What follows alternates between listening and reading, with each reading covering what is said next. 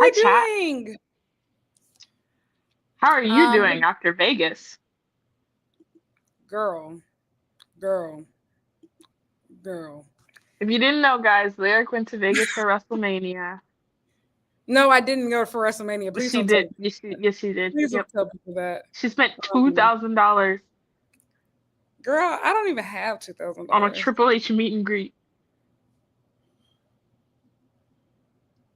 Be for real. That's what they're saying. Bro, anybody else? Okay? Hold on. Why is this light so bright? I'm trying to get this right. Whatever. The stars shine on you. But yeah, Vegas was chill. Vegas, well, no, it was not chill, but it was like really cool. Like the West Coast as a whole is just, it's always so foreign to me. I've only been 3 times, and the only 3 times I've ever been, it's been wrestling related. I went to Seattle for Wrestle Dream. I went to LA for Full Gear. This was all in 2023, and then I went to Vegas this year. So like the West Coast for me is like a whole foreign country. And like Vegas is a different planet. I've never been to Vegas. Vegas, oh my God. Like I started clutching my pearls as soon as like I got off the plane. Like as soon as you get off the plane in the Las Vegas airport and Harry Reid Airport, there are casinos like right in front of the gates. Like you just come off the plane and there's just casinos. Like there are slot machines. I'm sorry, not casinos, slot machines. Slot machines everywhere. They literally follow you down. There's slot machines in there, baggage claim. What? It's nuts. And oh my God. It's so funny because I would develop for the gambling addiction. I ain't got no business in Vegas. Like, no, they make sure to keep you hogtied. And if the slot machines aren't enough, there's full-blown liquor stores everywhere in the airport. And I'm talking about this, like I said, y'all, this is the airport. Damn, what do you guys do out there? Meanwhile, you're getting overstimulated because like wrestling fans are just piling in, bro. Like, and I've seen similar stuff. It was just interesting, like to see it like in America, because like when I went to the UK for All In weekend, like I remember seeing so many like fans just pile in the airport, and like you could tell they're fans. Like some people were like on my flight. Same thing with like heading to Japan for Wrestle Kingdom week. But Americans just have a special je ne sais quoi, derogatory about themselves. I knew that was coming. Derogatory. There's no way she's gonna compliment the United States of America. And so, yeah. And then you see all the WWE stuff is just like, there's like title belts and they got photo ops. I will say, fabulous job from the marketing team. Honestly, when I went to All In for AEW, this is the first All In. I'm not sure if they did it for like the second one, but the first one in Wembley, this is what I kind of hoped that they would have done. As far as like really make the city theirs. Like WWE had like photo ops in the airport. People was really taking pictures in it. They had like, like a glow in the dark title belt on the baggage claims sign. But let me tell you something about All Elite Wrestling. They really played it smart, bro. They had Dynamite ads running nonstop all throughout Vegas all week, bro. It was on billboards. It was in the airports. Hey, I will say it's very few times that I can say that AEW really can like go toe to toe with WWE on that marketing, but they're getting better. They are clearly getting better. They are getting better. They're getting better. They're getting in the Can I say really quickly before we go back to Vegas, and we gotta talk about WrestleMania, but really quickly to the point of AEW's marketing team. I sent the email to try to get the Ospreay interview. I sent the email. And then I was gonna tweet something, and then I literally was like, let me Google the definition of extortion. And that's exactly what I was gonna tweet. And I was like, oh, okay. Girl. Good to look it up. Anyway, and I just thought that was funny because I was like, I've come close to a lot of crimes recently. Anyway. I was about to say, haven't we all? But this isn't a safe space. This is not a safe space. At all. No. What was your favorite part of Vegas?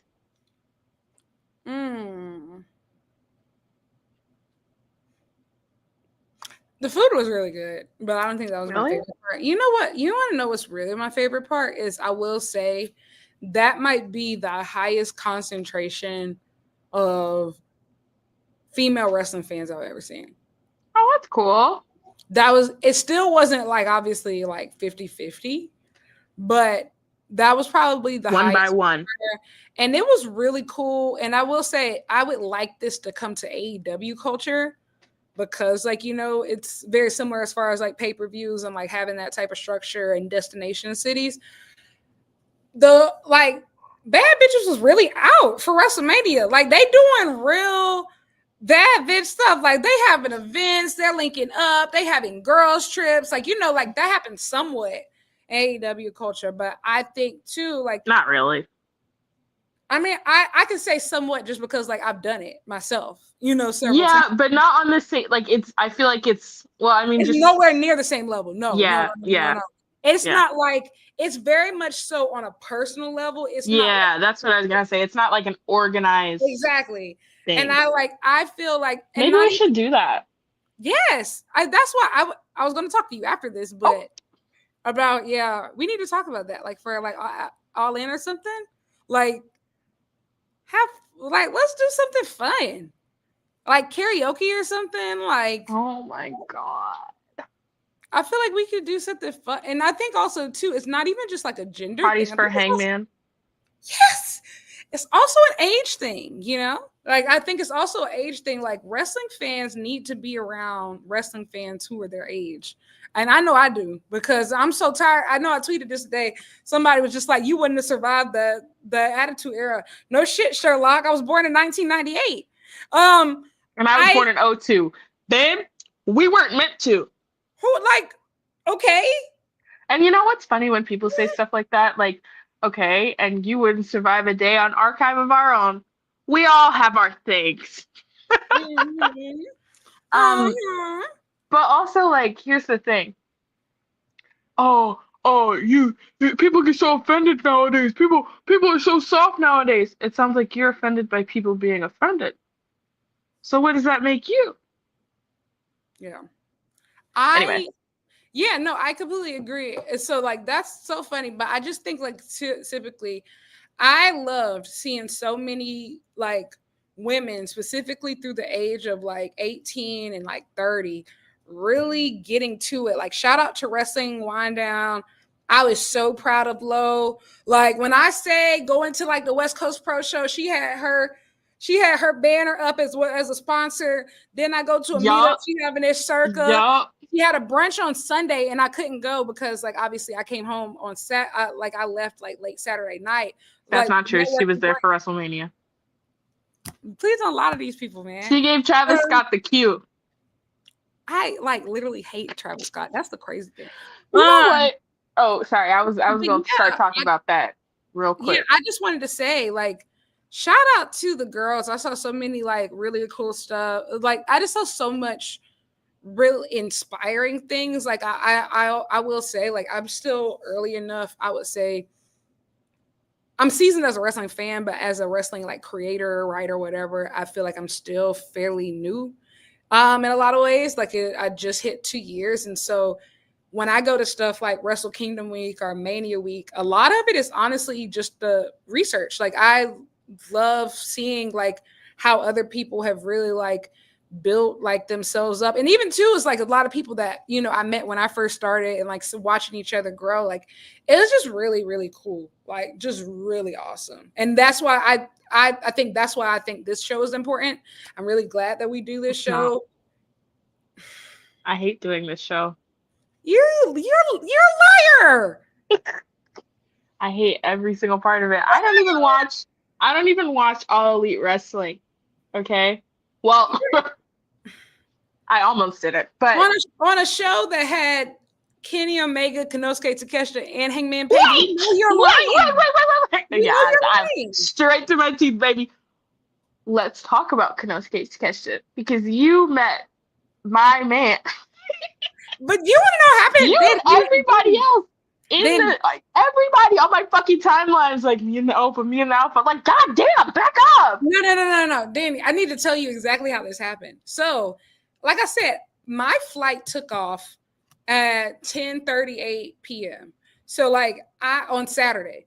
So I didn't really want to make any large plans. To be quite honest, I wasn't even planning on going to any wrestling shows, but somebody was like, because I ain't gonna lie to you, y'all, I was running out of money. I said, listen, I can't afford to buy another ticket. And I'm gonna be honest, I didn't really have to buy too many tickets, but I was spending my money on dumb stuff. I will say most of my money ended up going to Ubers because you really have to Uber around like Las Vegas.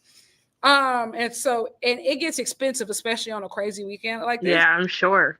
And so anyway, I was just like, nah, the ticket, I hadn't seen DDT yet. I hadn't seen TJPW yet, but I was just like, man, the ticket would cost me about $40. Somebody was like, okay, I might be able to get you in the night before. So like I texted them and I was like, hey, can you? But I just left. Not just left, but I went to the movie theater because I saw niggas talking about Sinners on the day up in time. I swear to God, I still ain't seen it. Okay, that's fine. I didn't know what it was about at all. But I just saw people say Brian Googler did it again. And I'm gonna be honest, this is like the rare type of peer pressure that I participate in. So I was like, listen, I live in niggas I respect was saying it's the best thing I've ever seen. I said, no, wait. And so I was in Vegas, which is completely different from where I'm from in the sense of I was like, I know they have like really good theaters here, like movie theaters and stuff. So I said, let me just go. I'm chilling. I'm trying to like not spend too much money anyway. So I'm gonna just go in this Sinners movie, and then whenever I come out, we'll see what's up. And so I came out. They were like, yeah, I can get you in. It's like, bet. So I go to the and luckily one of my friends, Melanie, was already at the show. So I go in there and I'm like, okay. This is great. I got to see Shinny Aoki. I was fine with that. And then they were like, yeah, we about to go to the merch stands afterwards and see if like, I said, oh, wow. Like they got Takesha merch. I was like, okay. They were like, maybe. They said they do a meet and greets over there. I said, is Takesha doing one? Nobody actually knew. I said, oh, we just going over there regardless. We just gonna take a walk because the way that they had it set up. So in the Palms where like all the collective shows were happening, they were on one side of the casino, but the merch stands were completely on the whole different side. So they literally had signs going through the casino that you had to walk to find it. Yeah. And so we get there and it's like crazy because like they basically got like the tables all like against the walls. And so like all the TJPW and DDT wrestlers are standing, like they already signing, like, so they've been there. And so people are in their lines, it's absolute pandemonium. I don't see Takesha. And then I kept turning around in circles, like, where is he? And somebody was just like, oh, I think he's about to come out. And I just so happened the spot that I was standing in just happened to be like second in line. No. Oh my God. How convenient. And I was like, oh, all I did was just turn around, bro. And then it was just like, I just kept scanning that QR code. It was like $30. I said, Takesha, y'all giving this away for $30? I think it was so crazy because I'm not gonna lie, y'all. By the time I figured it out, like, oh, Takesha's about to do a meet and greet, I hadn't seen the price yet. I just was prepared for whatever. I was prepared. The damage will be what it is. I was prepared to pay anything. And it was so funny because I don't know if it was Charlie or Melanie standing next to me. I think I specifically said, I only care about the picture, bro. I don't give a fuck about this autograph. Dani can have that. I'll give this to Dani. I said, Dani can get an autograph. I said, I don't give a fuck about this autograph, bro. Picture. I said, come up here and take this picture. Come up here and take this picture, pretty boy. Yeah. I said, bro, Dani's gonna love this. Oh my God. I literally, like, I saw that. I posted a picture and you started calling me slurs. I was like, oh my God, this is for you. It was the default. And then you said it to me. I was like, she fucking lying. There ain't no way she parting ways back damn to catch the autograph. And then you're like, no, I was serious. I was like, oh, I'm sorry. Yes, I was so serious. And then it's so crazy. Bro, Dani is talking so crazy right now. She accidentally private chatted me the stuff that she was about to tell y'all. Saying, he's lying. Guys.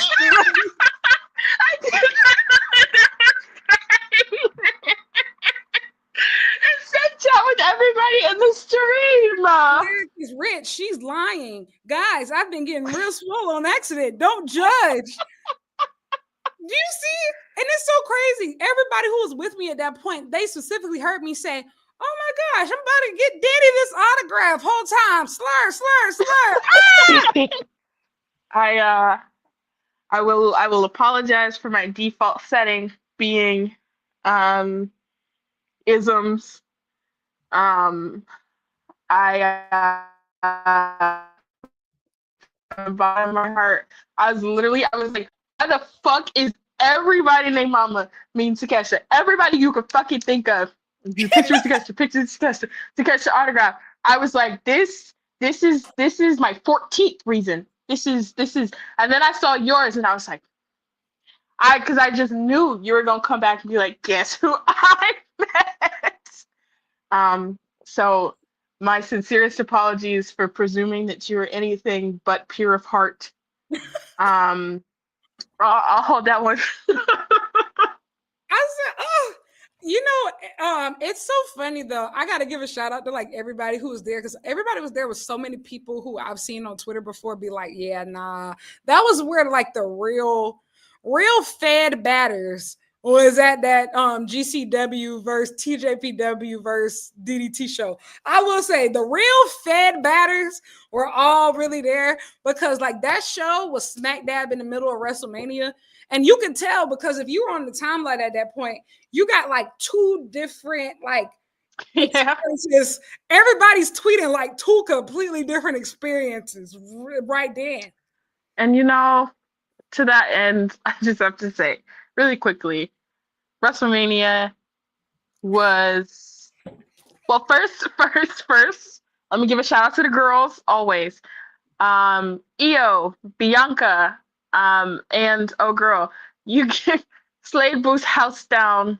Loved that match. Charlotte and Tiff was all right. I liked it. wasn't crazy. Other really fun matches. I'm not gonna get into Becky Bailey because that's a whole different thing. But what I will say, the rest of it, no way you guys spent thousands of dollars to be there for that. No fucking way you spent thousands of dollars to be there for that. And you know what gagged me most? Main event. Well, both main events. Neither one of them should have been main events. Both main events. Night one. Shield Lord to me is always, I'm a Shield girl. I have fun. It's a little bit silly because they're not all here. You're not ever going to be able to fully do it. It's like doing a reunion tour without one of the members. Like, we know that there used to be somebody else. So night one didn't work for me, brother. Night two, I was like, all right, the wrestling was better, on night two, for sure. Night one, y'all could have kept that. You could have kept it top to bottom, babes. That main event is actually the funniest thing that I've ever seen in my fucking life. To the point, I was watching WrestleMania and it was so bad that I was like, I don't appreciate AEW enough. It's like one of those things where you with somebody and maybe you realize, maybe I've been taking you for granted a little bit. I've been real mean to you. I've been talking real crazy about the Death Riders. And is it justified? Absolutely. But I see how other people are living.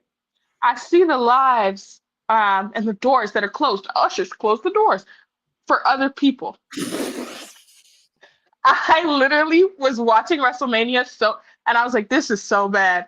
I need to go to All In. I gotta support an alternative, because what the fuck do you mean? Why did Travis Scott?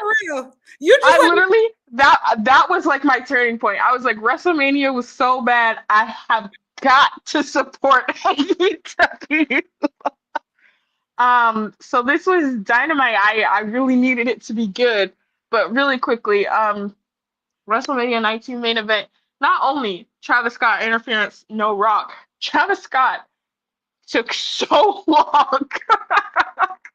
Bro, fucking entrance. Yeah, but like in a match that was already laughably bad and comically slow, they announced most of this WrestleMania card, and I was like, so who's gonna do the wrestling? And babe, when I looked at that main event, I was scared, and for good reason. Laugh out loud. I hate dick riding companies because corporations do not care about you. Man, but brother, I am all elite. I am all elite, brother. Nah, the way I started, y'all notice how Y'all notice tonight, even the way I was tweeting different, even if something like I didn't like 100% love something, I was like, hey man, this is my home for the long term. I'm gonna be honest. AEW is my last experiment with American wrestling. I'll tell you that. If this don't work, bro, I'm just done with America. Like done with American wrestling, period. Like I just, if this doesn't work, I'm so serious. And I will say, no, Cody Cena was not the worst WrestleMania event. Yes, it was.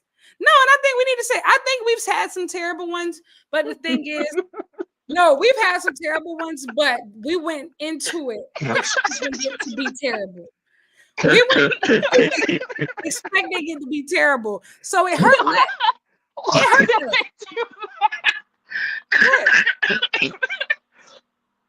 You had old dude earlier this week. Fans should be fans. Let the writing go to the experts. They when let me tell you something. When World Wrestling Entertainment start issuing out disclaimers before a match, bro, I'm not gonna lie. And the thing is, everybody's trying to run damage control, and everybody's trying to act like and it didn't. The funniest angle, and everything, the funniest angle in fucking wrestling. People are saying about the Death Riders, but I see it more and more about this Mania main event. Is guys, it was shit on purpose. It was ass because XYZ. No, you don't fucking get it. It was supposed to be bad. You were supposed to hate it. Hey, so here's the thing. This is the biggest show of the year. I don't think anyone's doing a bad job on purpose, Your Honor. This was the best they had. You got to think how much, especially think from where we were last WrestleMania. You got to think about how much shit that World Wrestling Entertainment has talked. Like they've been real egregious with it. They've been walking around like they untouchable. They've been flexing the crowd. Did they do any of this? Why was The Rock involved at all? Why is he not here? This bald bitch. Tonight of all nights. You see the way that Rock and Triple H throwing shots back and forth in media of like, y'all talked about, let me tell you, and I want to say this. I want to say this true. And this is no offense to like Tony Khan or anything, but why not? Wait, no, he's a billionaire. He'll be okay. No, but it really isn't. When you talk about AEW locker room drama, I want to be very clear. That is pee-wee drama compared to what they got going on in Stamford, Connecticut right now. That this whole McMahon versus The Rock / like that whole bubble, the Nick Khan, Triple H, The Rock, Stephanie, all that universe. I want y'all to know this. They dealing with way bigger demons than honestly the AEW locker room could smell. And it's just literally the funniest thing in the world to be like, how about you guys sit back and fucking relax and let us, the experts, get to writing. You know, to do that in advance, to do that before the show is crazy. So don't think about it too much. Okay, so we're gonna give you a show, but don't think about it too much, okay? And look. It's not gonna have the best wrestling. Jey Uso's not the best wrestler in the world, okay? So he's not gonna have the best wrestling. Reigns out of nowhere, he's like, you know what? Yeah, I'm Donald Trump. Why did you tell us that? The whole week was just a clusterfuck, and then for you to give that as the payoff, and that's the thing. That's what people are not fucking understanding. A lot of these WWE fans drink the fucking Kool-Aid. It's just, you can like whatever you like. I judge you a little bit, but that's okay. You can like whatever you like. But for you to be like, no, you don't get it. The payoff is going to be XYZ. Baby girl, this was WrestleMania. This was the payoff. This is what you get. And for good and bad reasons, they have established WrestleMania as the absolute pinnacle of the sport, to the point of just like, if you can't get a good main event there, y'all not doing. Where can you go? If you can't go to Bella Noche's. I think also too, they had the press tour from hell last week of just every single day. Things went from worse to worser. I kid you not. Even when the way that they did, I'm gonna be real, the way that they did the Street Profits was so nasty. Sending the Street Profits on black media just for them to get asked by Cameron, why aren't you on the card? And they ain't got no answer. Oh! Or why the hell we getting Joe Hendry minutes when Mello is right fucking there? And this is why I will again go back to, I really hate that it was Swerve and Booker that had that conversation, because it is a conversation that needs to be had. But unfortunately, ego wrong has gotten in the way. Wrong messengers. And wrong messengers. And you know what else I want to say really quickly before we do actually talk about All Elite Wrestling? Your version of a roast is actually the most embarrassing thing. Huh? What happened? I still haven't. I don't know anything about it. What happened? I know what happened. You know, what came out from it. Heyman, racism, that they're gonna get deported. Nia Jax talking about Charlotte's face getting done and like all of this crazy shit. Somebody was bringing up somebody else's like vaginal areas, like yeah. And so here's what I'll say. And you only ever do like a no phones policy if you know you're gonna say some fucked up shit. That's the only ever time that you do that. And if you're so big on free speech, nigga, say it to the camera. If you're so big on, oh, you know, you should be able to say whatever you want, you should be able to, then do it. Then do it. Don't be fucking scared. If you're gonna say something, you better be 10 toes the fuck down on it. And I will also say, I've said it once, I've said it a million fucking times.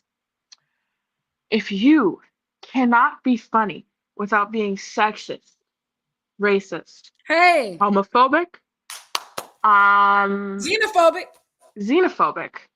misogynistic, transphobic, bigoted.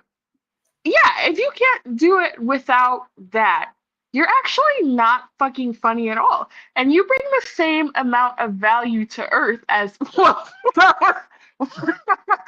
Never mind. My point being, it actually is. I promise you, it is possible. I myself, I'm living proof of it. Lyric Swinton herself, living proof of it. So many other content creators, I hate that word, in wrestling, around wrestling, point blank period. You don't, if you have to stoop to those levels, then that's a demonstration of a low IQ. That's what that is. Because there's plenty of ways to be mean and still not cross those boundaries. And I should do like a Twitter space on how to be mean and get exactly what you want in life. You got to stand up there and be like, can I get a few volunteers, please? And somebody's going to do it. They absolutely fucking will. Lyric, did I tell you that I tweeted as a joke like a few months back, hey, I know I have a lot of like wrestling people and fans that follow me now. If you slide me a 20, I will go on your dating profiles and tell you why you're not getting any bitches. I've done it for like 12 people. Niggas are paying me to learn why they're not getting hoes. Wait. Pause. Wait, yeah. You've made what? $240 off of this? What's 12 times 20? Yeah. Wait, you've been doing this for wrestlers? Huh? You've done this for wrestlers? No, not for wrestlers. For wrestling fans. For wrestling fans. Oh. Although there are some wrestlers that should hit me up for services as well.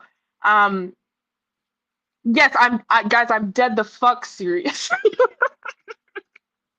That's crazy. I love the hustle. The more the Black wrestling grows, I'm like, oh my god, I need to do this every day. Anyway, great Dynamite. It's been half an hour. We haven't talked about it at all. Yeah, wow, that was crazy. There. Yeah. Let's start with how we started Dynamite. Um, let's start with Master P. Shout out to the No Limit Soldiers. I Make us say, feel. oh. I also feel like this was really for you if you know somebody. This is gonna sound so messed up, but if you know somebody, if somebody from around you died and they played "I Miss My Homies" afterwards, this was for you. What a targeted comment. Like, nah, if you're really from the hood, bro, then 9 times out of 10, this is your go-to song after the funeral. I really miss my homies. You are. I'm not from the hood, but hood adjacent. So I will round up. No, Chloe, for real. When AEW gets really black, No, literally. It gets so funny. Because I know they sit up here acting like we speak in a different language. Nah, but you want to know what? I really appreciate the people from the fan base who genuinely have no idea what's going on, but they just nod their heads. They said, Master P, this is great. This is awesome. I love that. I love that. They said, let's keep it going. They said, I love when they bring these rappers around here. I love that 50 Cent. Yeah. Yeah. I get ghetto. You ever seen that? You ever seen that Lil' Kim video? You're in the hood now. Ooh, a white refrigerator, honey. I said, ooh. Oh, this is where you live, honey. This is where you live. Get you up out of here. Oh my gosh. Master P said, make them say on, then said, here comes the ops. Oh, those are two things that you've never heard back to back in a sentence before until today. Then listen, Samoa Joe.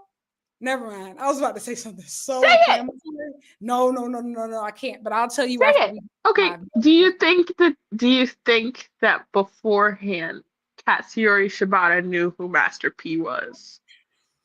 You want to know what though? I question mark on that. And the reason why is because, Kevin Knight and him lived together in the same house for about. Yeah, that's what I was going to say. I think that the answer is probably. Maybe, yeah, probably yes. And Kevin Knight's from Atlanta. So yeah, I can imagine. And clearly he has a very like outgoing personality. I could see him be like, yeah, hey, Shibata, let me put you on. Yeah. You know who the you know who the so hey, I'm here for it. That's cool. But yeah, I think that the ops, bro, Samoa Joe, this is your company, bro. When he came out there just to cut, I said, that's my world champion. Oh my God.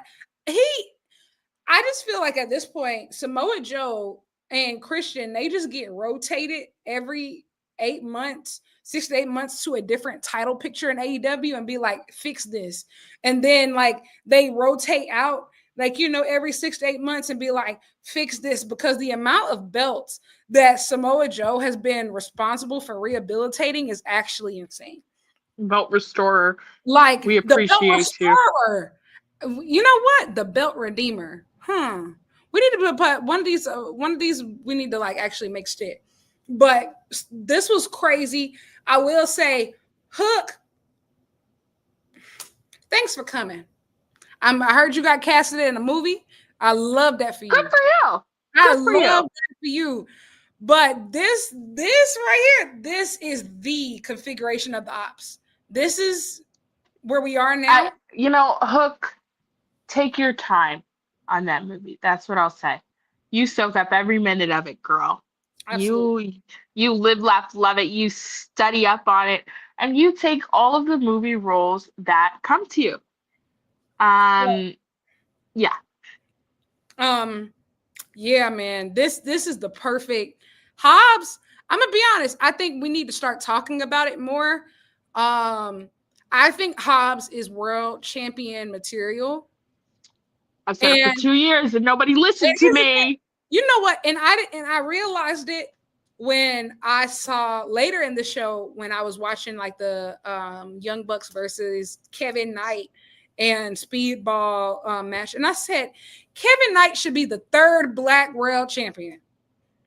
And the reason why I said he shouldn't be the next is because y'all, unfortunately, not unfortunately, I think it's great, but no, Hobbs need to hold that belt, bro. He need to hold big gold.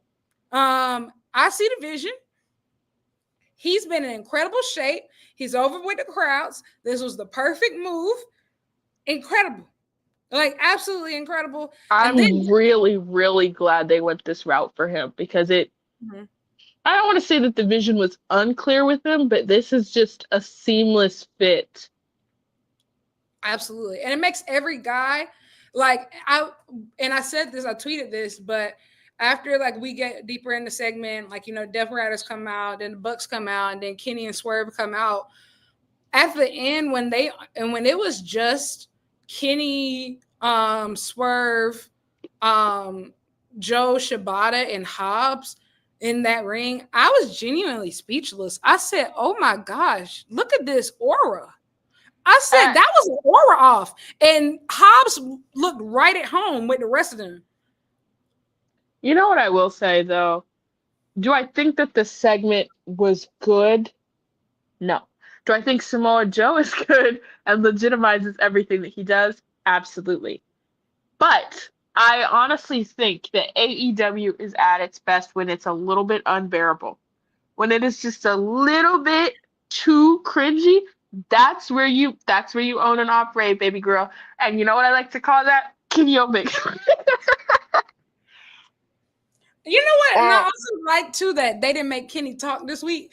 And so he just came in, looked beautiful, swung his chair around, and that was that. And just had an aura off for everybody else. The cringe adds character.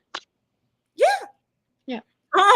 And if you get it, you get it. And if you don't, I don't know what to tell you, bruh. It's camp. It's camp. It's cunts. You wouldn't get it. It's a certain thing of just like when AEW, it's one thing when AEW is like super polished and amazing and everything is perfect. But also, too, the real girls know Dynamite is camp. That's the sweet spot. It's supposed to be a little weird. that's part of the charm. That's part of the charm of being the alternative. It's supposed to make you think of, why was Kenny Omega and Master P in the same spot? Like it's the type of stuff that make you wonder. It's whimsical. It's a little hard to watch. And why is the Bucks wearing like what is it? I don't know, like zebra print. And lean into it. Why is Okada here? Why is Okada and Shibata are here? Why are they here? Why are they here? And what do you mean Samoa Joe is here? Why are there so many goddamn people in the ring? And why does Swerve keep coming from out of nowhere with a hoodie on? And what are we doing? But it's great. It's camp. It's camp. That's why it's so funny. Of just like, I don't know. I feel like I got AEW feels like a relationship with a man you can't leave alone a lot of times. And I mean that in the sense of going back to what you were saying about watching WrestleMania. It's like when you're like, no, I don't need this. Like, I can go out. I'm gonna go out. I'm gonna see what else is out there. I don't need this, etc. And then you go out and you say, oh my God, I'm going home right now. The dating pool has pee in it. Bro, let me get up out this club. I didn't even watch all of WrestleMania. I watched Charlotte versus Tiffany. I watched the 3-way women's match, and I watched the main event of night 2. At like a couple minutes into that, I said, "Bro, I'm going all in." I said, "I'm just going all in." I literally said the same thing. I was so mad at AEW. I was like, fuck the Death Riders. Fuck this whole shit. I said, you know what? Matter of fact, I said I had so much fun in Vegas going to other shows. And so, like, I can't imagine the people who had fun going to other shows all week, and then this was supposed to be their dessert and fails. Like, I need to be fed. For and here's the thing, thousands of dollars. even though I'm scared of, you know, Mox retaining in the main event, you know what? If you feed me with Kenny Omega and Okada on the way there and Mercedes and Athena, like, I still can consider it a successful night. You know, like, at least AEW fans, we leave it here with something. Maybe not the goddamn world title, but we are leaving here with something. I couldn't even, like, I had no good taste in my mouth the entire. Even though the women's three-way was phenomenal, Bianca taking the pin and her streak being broken ruined everything for me. And I'm not even mad that Io won. I was just glad it was Io out of the two. Correct. Options. I'm just like, bro. But yeah, I need to go to a stadium show where, like, and leave with something.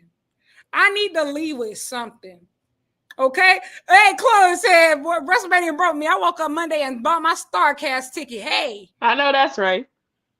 And that's real. So, like, so today, like, I was like, oh man, you know what? It's a little bit cringy, but it's my cringy, okay? These are my Shaylas. Okay? These my Shaylas. And so this is my circus. These are my monkeys. You know, these are my Shaylas. So that was great. Next we had the Christian Cage Nick Wayne segment back there. Hey man. Real Nicker. Can I say something? Yeah. I'm trying to be hopeful. I'm slightly worried about this Christian and Copeland team up down the line. Yeah, because Christian doesn't need it. Yeah. Adam, on the other hand. And I think also, too, of just, even when, like, with the FTR stuff, we see, like, I think that there's been Copeland, and I say this as truly as a fan, but, like, he's been centered so much. And so I'm unsure of how they explore being a team without Christian having to shrink significantly. And when he's outside of that universe, you see how much he shines. And I'm not saying, like, I think the program that they did with each other was really great. Like, they had an excellent match in Toronto. I had a blast, etc. But outside at the same time, like, bro, Christian is phenomenal. Like, I tweeted this. He's the only person who has ever made a belt stealing gimmick make sense. Like, of course you have to give that to me. Like, this is exactly, like, this makes perfect sense. Yeah. I'm your fucking father. And, like, bro, Christian, I did your mom last night. Give me that fucking belt.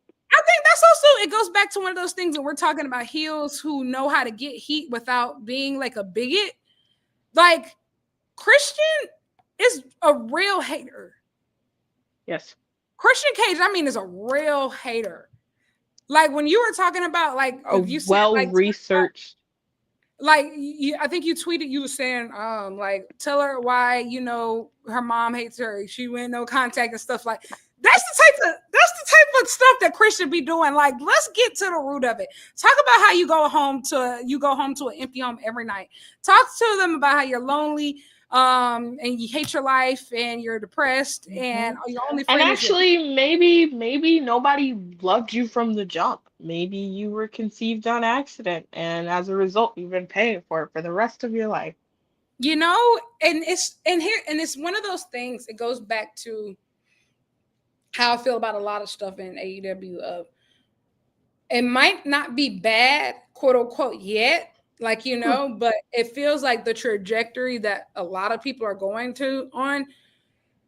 There's several instances in the company where it feels like somebody has to shrink to make somebody else feel bigger. I think the Adam Cole situation was proof of that, right? Of just Roddy and Kyle were going crazy. Like they were really like coming into their own as singles guys. But when Adam Cole really wasn't, like trending downwards more to upwards, they put him back with the Undisputed Kingdom. And yes, he's elevated in the process, but Kyle and Roddy are no longer like, it's kind of like they're back to square one with all the goodwill that they built as singles guys. And so like there's several situations that's happening. Same thing with Heyman, right? Of just like this perpetual story of he's the guy that's making guys, but is he going to finally get his chance in the sun again? No. Kris Statlander later in the night is another good example of it's a lot of people who constantly have to sacrifice to make other people bigger. And Christian, I think he's been able to shake that from just about everybody else. Like he's never really lost anything by taking a pin for somebody else. But this team is a little scary. It's a little scary. But like I said, the segment was great though. The segment was awesome. With Nick Wayne. Next we had Ricochet versus Mark Briscoe. Wow. Mark Briscoe. You are so special. Truly the baby face. Just as amazing. Somebody said they spent DG's TNT title reign as an Adam Cole rehab project. Correct. And I'm gonna be honest. Well, no, I'll say this later. But I'll say it later. Ricochet has really come into his own. I don't know what to do with Ricochet. I don't know what to do with him because I'm gonna be honest. I wasn't expecting this. I don't think I expected a full 180 like this. Like he's actually he might be the top heel in the company at this point. Which is crazy to think about. I also love that if not, he's up there. Yeah. Yeah, and even like the Kevin Knight stuff, fantastic. Like, I mean, absolutely fantastic. I also think that it just speaks to the roster depth in AEW to where Black people can work exclusively Black people for program after program and not run out of really good Black wrestlers.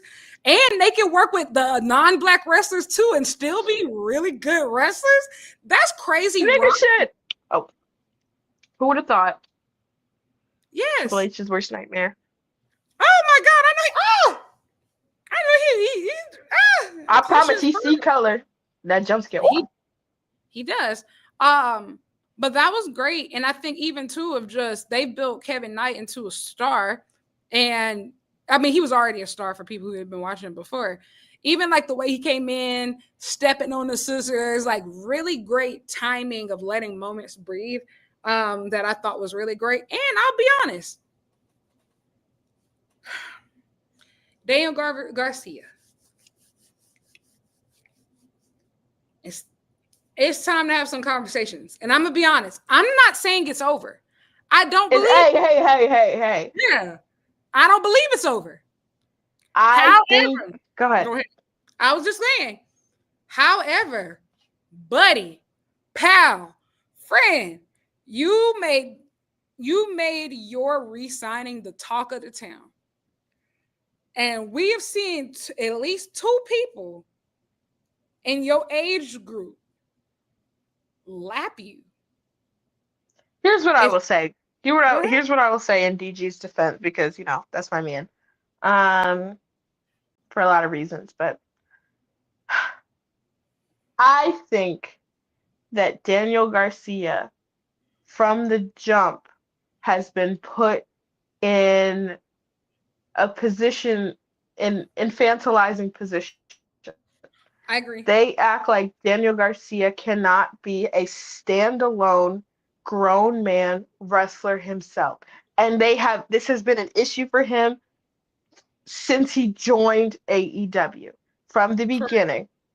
And so you had him, even as TNT champion, you had him putting on banger matches. You had him truly, because I mean, like that match with MJF was really good. That match, he was on a streak. And honestly, the Blackpool Combat Club stuff, when it was like, whoa, you doing whatever, He was on a run. He he is somebody to me that is very good despite his booking, but the issue is like you're still so young and you're getting little broed every fucking week. You're getting little broed by everybody on the fucking roster. And for some reason, that is somebody's idea of good booking for you because at least you're on TV.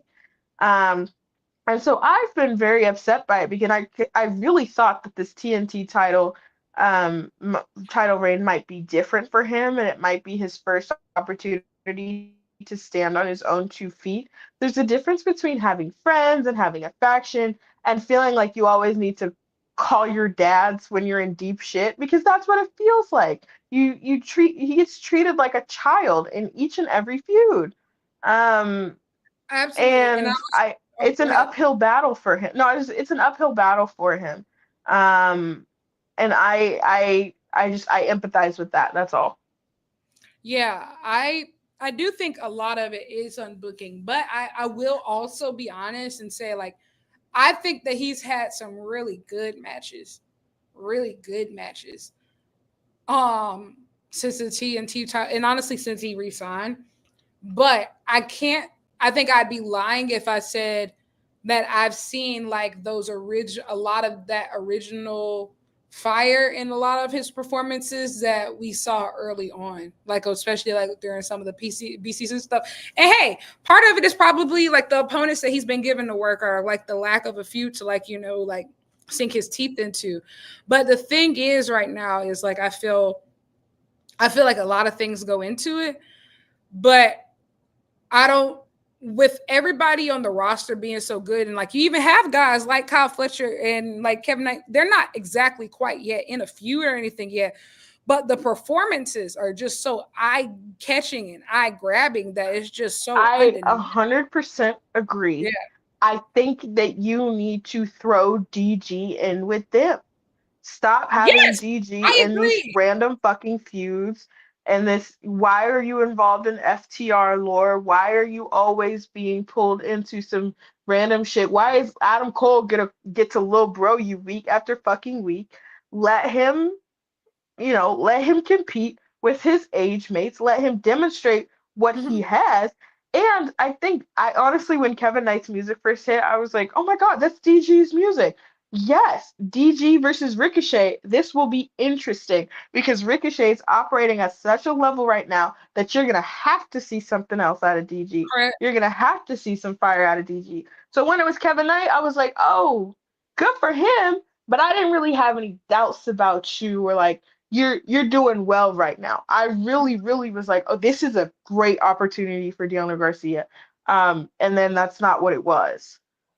Yeah, I think we're just at this point to where like I really do want Daniel Garcia to like be who like I always believe Daniel Garcia could be. And I think that like I think Yuta has been pigeonholed in a similar hole, but Yes. the thing about Yuta is that it might be both a blessing and a curse, but he's always going to be at least 1 degree removed from the world title strictly because of who he was aligned with at the beginning. He was aligned with Bryan Danielson and Jon Moxley. And when it comes to AEW, it doesn't, there's no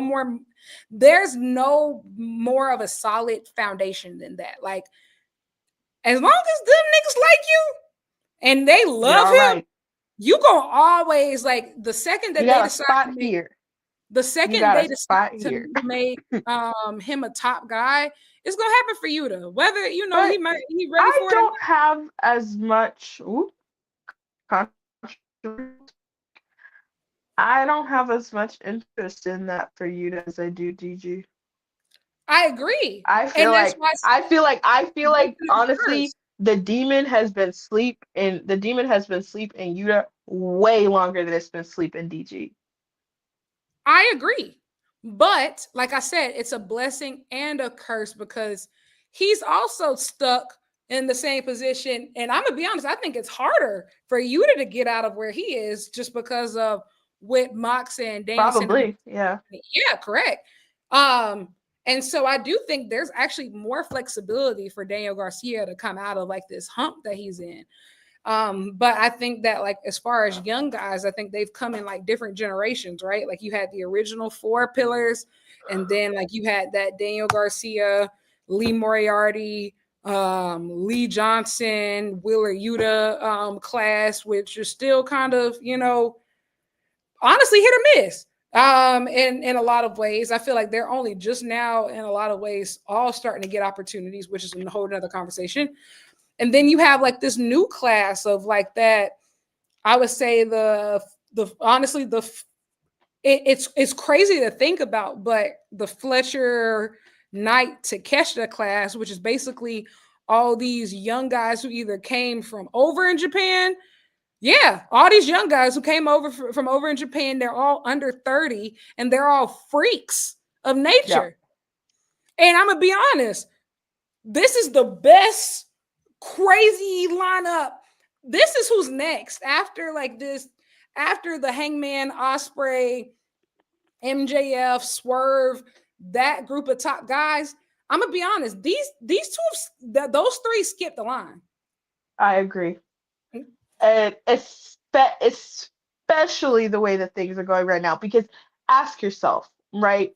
Like, considering tier 2, the Lee Johnsons, the Lee Moriartys, the DGs, right, versus like the Fletchers, Takeshita's, Knight, I'm grouping in the same category, but obviously understanding it's not really the same because he just got to AEW. Correct, yeah. But he just has a similar foundation as the others. Ask yourself right now, who would make more sense to be the next world champion? Kyle Fletcher or DG? If those were the only 2 options, Kyle Fletcher or DG. If the only 2 options were DG or Konosuke Takeshita, who should be the next world champion? And I really do struggle with this because I really do like DG. I always have. But I think that he has floundered a little bit, and I think that AEW has not only decentered him when he had a title. You didn't feel like that title reign was his own, but devalued him compared to where they used to rate him. Absolutely.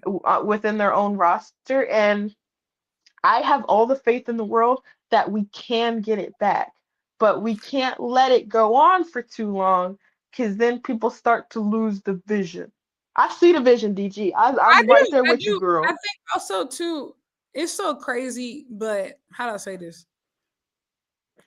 This really could have all been different if don't get me wrong, wrestlers are entitled to do what they want. But I think we're having a completely different conversation if he signed like a month earlier and he beat MJF.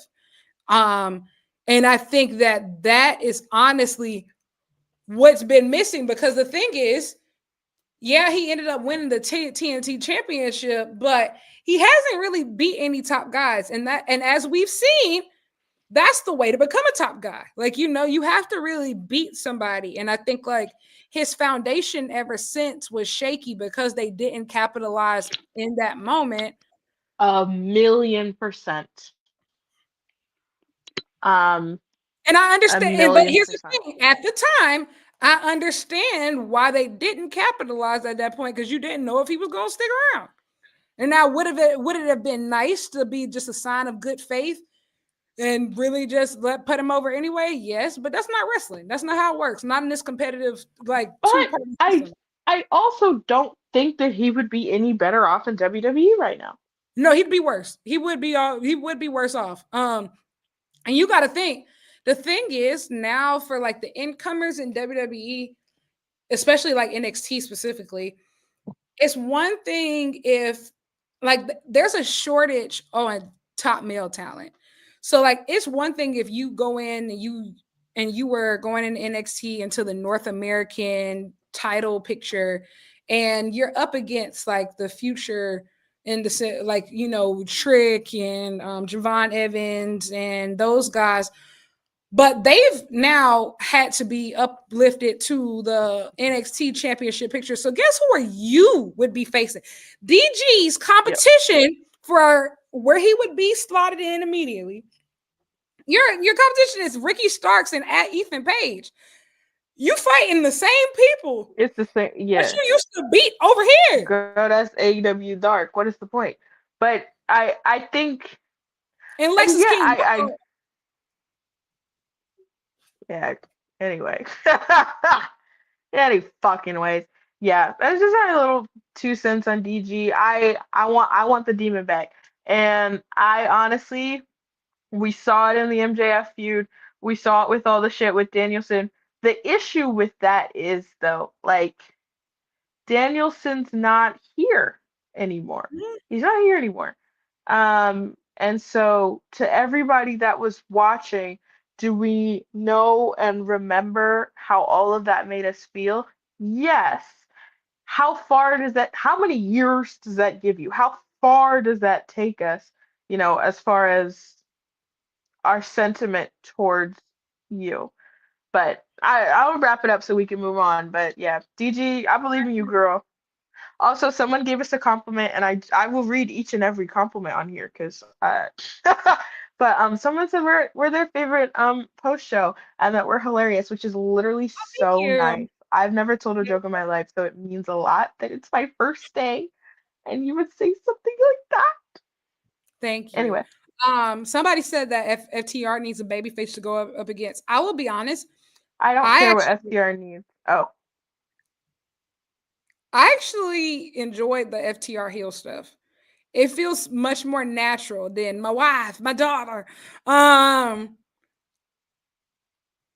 and so I think honestly, this would be good for DG, and it would make I sense too. It would make I sense. It's just I finding. I wish we could have done this without FTR. I think I think Stoke managing FTR is just like I think that that's a mismatch. Um just like huh, how can I say this?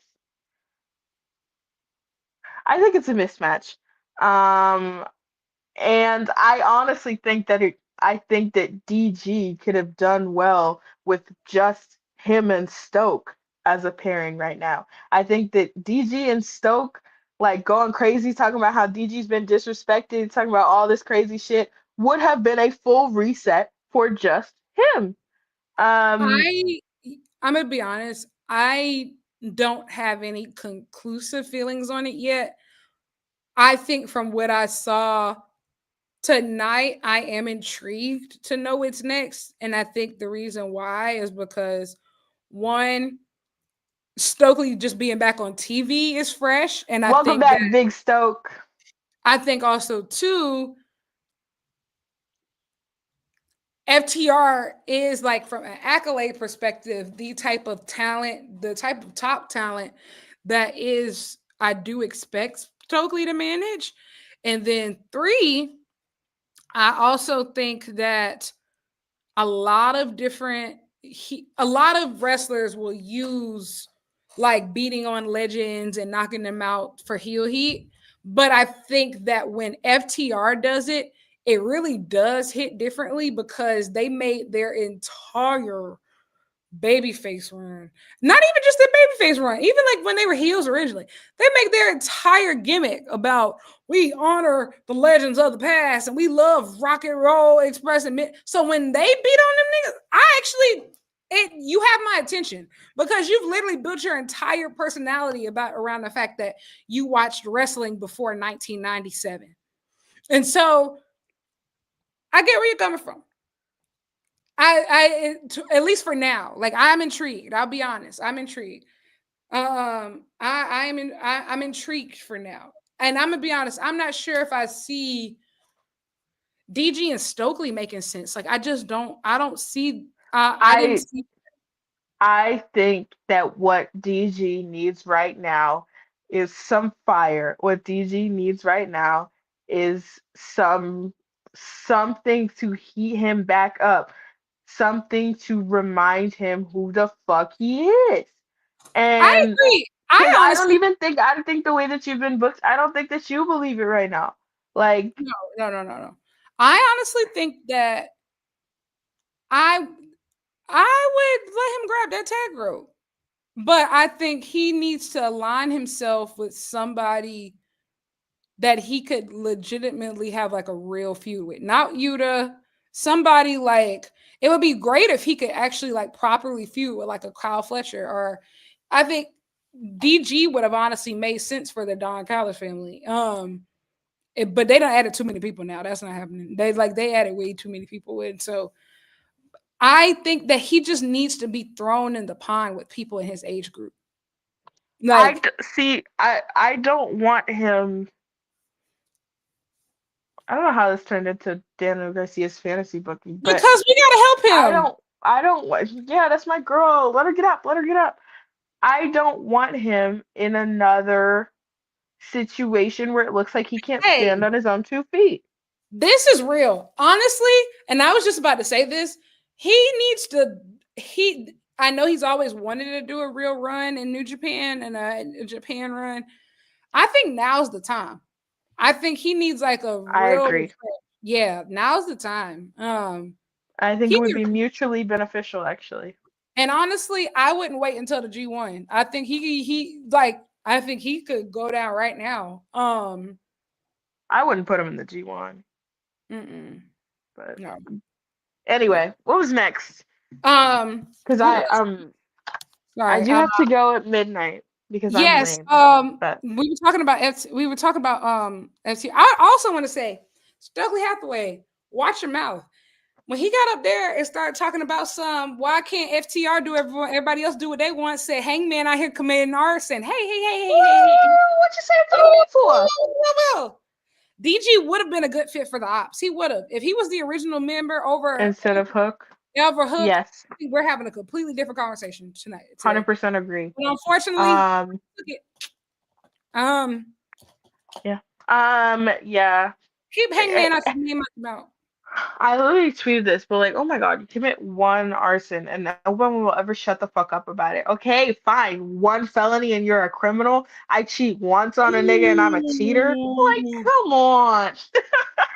I'm actually really sick of y'all talking greasy about Hangman. Okay, he's like guys, like he's trying. Okay, he doesn't even He's hit literally people. trying. You don't know him like I know him. He doesn't hit people anymore. Like he's been really normal. Like okay, please everybody calm down. Okay, he has to deal with Swerve and the Bucks and Kenny And now interacting. MJF in his fucking And he business. he And he has to didn't even hit him. he has to pretend he doesn't care. He has to pretend that he doesn't care. And I know it's tearing him apart. Have you seen his hair? He's going through it right now, okay? Everybody, let's leave Hangman alone. You talk about everybody's wrongs and okay, enough. Next, they did the Bucks versus Speedball and Kevin Knight. Beautiful. This was amazing. I just the spirit of pro wrestling gorilla lives in all of us. Okay? She truly does. This match was for me. This match was what I needed today. And I said it before, Bucks, welcome home, demon home, pussy. But They snatched the Kevin crown back Knight, effortlessly. so quick. And to the point where I was like, damn, I've missed my tag division. Don't ever compare nobody to them, man. What are you talking I about? missed my tag division. Just wow. But Speedball and Kevin Knight, two of AEW's signings that I don't best signings is that they haven't been there long enough to be qualified as that. Two of AEW's most sensible signings. Two people that it 100% makes sense to work in all elite wrestling. Two people that fit seamlessly into what AEW already is. And find their own spot within it. This match was so that to me. And honestly, I loved the tag. I loved them as a tag team. And I am okay with them tagging more often. Um, if we get this caliber of match, which we're not gonna get every time because the Young Bucks were in this match, but um yeah, I would love to see them work together some more. I think that neither one of them is struggling for notoriety at the moment. Like now, okay, you've been established to the audiences and we've seen what you can do. Like go out there and hoop. Um, so I really appreciated both aspects of this match. It was, the Young Bucks uh, are the Young Bucks, but also we got to see what these guys could do. Listen, guys, and I know I've said this before.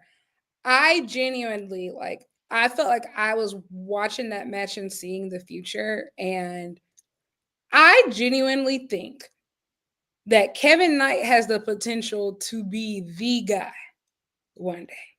Like I see it like genuine, and like I will say right now it's just potential. Like right now it's genuinely just potential, but I don't think we've seen like, especially like out of a black wrestler. I know we haven't seen, but like a real athletic freak who can do stuff that even non-wrestling fans are going to be like ooh and ah.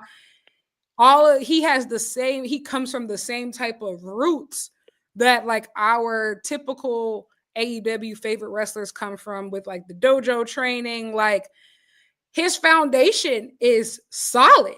Like his foundation is rock solid. And then he opens his mouth. He clearly has charisma. He's already having fun with the crowd. Even him on speed. You want to know what really it sold it for me? It was Speedball's vlogs. I said, all right, this is somebody who knows that knows how the girls get down, in the sense of this, because let's just be real. Speedball's vlog has been the closest thing to BTE that we've had in a very long time. And so when I see people pop up on there, I'm like, oh, okay, you get it. Like, and I'm gonna be honest, I think he reminds me a lot of Bianca, in the sense of this could be a superhero. This could be a genuine superhero for like kids and all sorts of different people. The Vision, it's all potential right now. But man, I see, just like when I saw the first time I saw Kyle Fletcher, I said, he's gonna be him. Same thing with Takesha. I said he's gonna be him. First time I saw Kyle Fletcher, I said, "Oh, he has the crazy eyes that only the greats possess." That was literally what I said. It's a certain crazy white boy in his Yeah. eyes, like a I said, real I don't know freak. what it is, but he's got it in him. Takeshita, Takeshita was somebody that everybody saw. As soon as as soon as he was seen on a bigger screen, on a wider, level to an audience, everybody was like, "So hey, so what's the fucking plan for Takeshita?" And they said, "We don't really know. We don't really have a plan." But he's the best wrestler in the world right now. Correct. Kevin Knight, yeah, I echo all those things that Lyric said. I think that the world is your oyster, brother. I'm really excited for this, and I'm really excited for you to be here. Um, because I think that you're gonna do great things here. Yeah, I think it's very similar to why I believe, and but I think even more so, but why I believe Swerve was going to be successful, just because Swerve's foundation, wrestling foundation, was very different than a lot of people. Like he had already wrestled, so many of these people, whether it was like on the Indies or Lucha Underground, or like he had been wrestling top talent for a very long time, and you can tell when people have been in those high pressure situations. And so like once they come to a place like AEW and they get a little freedom to like, okay, let's see what we're really made of, they tend to thrive. The people with good foundation tend to thrive. Kevin Knight is the first black dojo graduate from New Japan. You don't get a better foundation than that, like, and he was the first of his group to win IWGP Gold. So it's like, hey man, and shout out to I Speedball. believe Like, this is such a that's perfect my fit. This man. is really PWG, Reseda, Louisiana tonight. Reseda, I Louisiana. I love Speedball, and I've said time and time again, I think that they are like I made for TV wrestling. Correct. And also too, as somebody who saw Speedball in TNA and all over the world, and I was always very impressed. It's very clear that they leveled up their game since they came to AEW. Like, this isn't just like, I can honestly say that I'm not watching this and be like, oh yeah, like this is the same old Speedball and this is just good. He was good then. I could see the game being leveled up of just like, nah, I'm not just here to do cool shit. I want to be a major player here. And Speedball performing like it. And I'm gonna be honest, that's what I'm talking about with these signings. And that's why I got to give a shout out to the Young Bucks, because you can tell the Bucks put in real effort when they really want to get somebody over. These are the type of they were working tonight. This is how you know these are the type of people that AEW needs to be signing, because look at the hunger. Like, they are wrestling like, nah, I want to come over and take over and be everything. They're showing you through their actions. And somebody asked the question, do we think some of the younger talent got complacent? Hell yeah. And we saw it with the Pillars. Like, from the initial young guys, they thought, so many of them thought that like it was never going to end. And we're like, you know, and I think MJF was probably the last to learn his lesson. But even we saw once Ospreay popped out and all these different, and he started getting his act together real quick, because guess what? Competition, the roster is so stacked to where nobody should be comfortable. Competition breeds innovation, folks. Absolutely. But I mean, I will say, I'm not gonna be someone that, just me personally, I don't try to put myself into the headspace of what somebody else is feeling. So I'm not gonna say that they got complacent, because I don't know that. What I can say is that there is a noticeable, what I am willing to say is that there is a noticeable hunger in some people that is maybe not as noticeable in others. That does not mean that it's not there. And that does not mean that it can't be reignited if it's been lost. But some people you look at and some people you say, wow, this person really, really wants it, no matter what the situation is. And I think a perfect example is Swerve. When Swerve, before Swerve was a top guy, Swerve was anywhere and everywhere that AEW needed him to be. And I'm not sitting up here saying that you need to be a company boy and answer the phone on your PTO when your boss is calling. Don't fucking do that. What I am saying is he demonstrated time and time again via his in-ring work that he was going to do whatever it took to be next up. And outside of it, too, of just like, and I think also, too, I kind of agree with what you're saying, and I kind of don't, in the sense of, I'm going to be real. You have to be a company boy or a company girl just because you're an alternative promotion. Like, you know, there will never be a time where you're not needed to get the word out. So if you're not wrestling, you're going to be doing media. You're going to be hitting the lines. You have to let people know. Like, that's the thing. AEW is not WWE. It doesn't have that type of name recognition.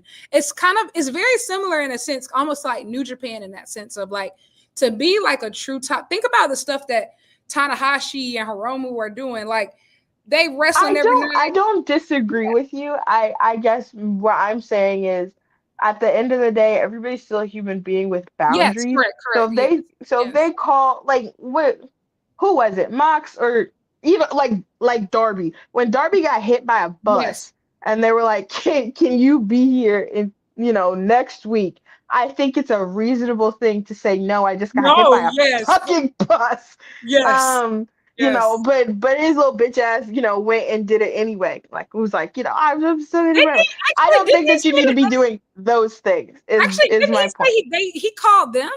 Yeah, he was like, do you need me? Yeah, he called. That to me, that's over the top. That's a little bit corporate dick riding. I don't know why you did that. But also Darby think different than any other human being on earth. That's here's the thing. There's another thing what you said. You called him a human being. Well, yeah. Darby is a mutant.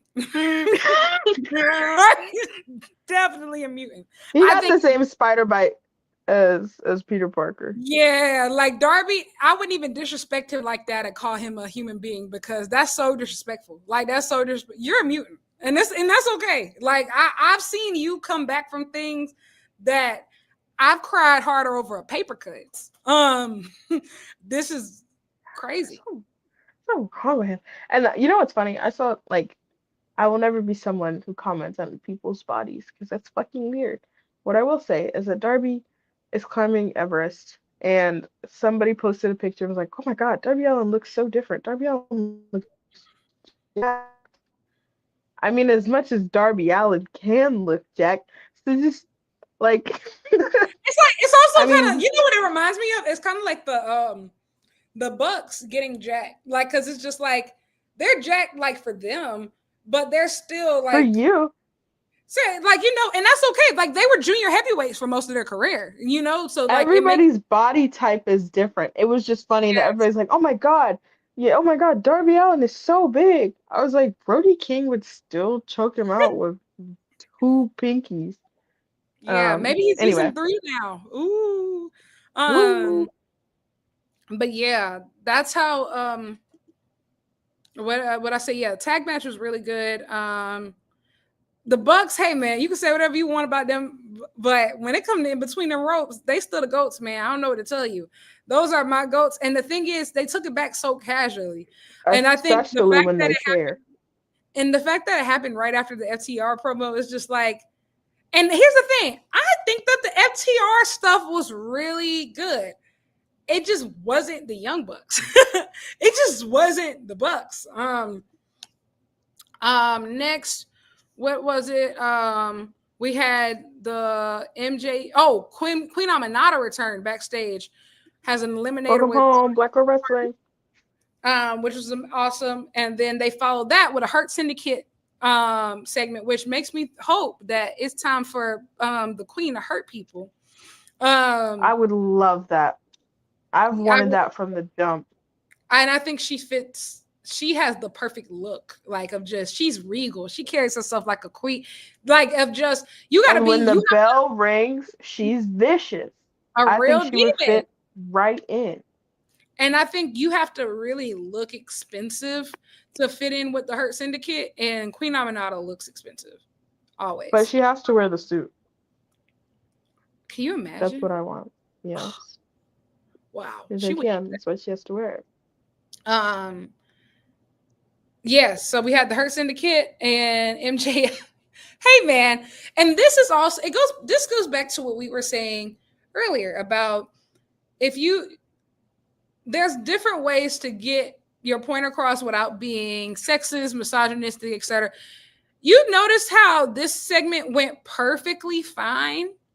And went perfectly well, and it was awesome, and we all laughed and joked that like women weren't getting objectified.